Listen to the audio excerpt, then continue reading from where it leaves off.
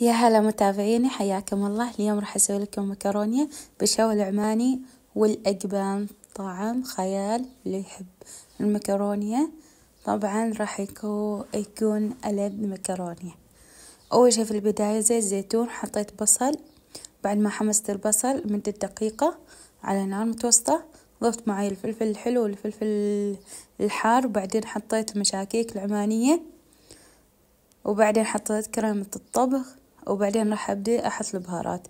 طبعا البهارات عبارة عن فلفل أسود على حسب الرغبة، ومعاي بهالي الكاري والملح.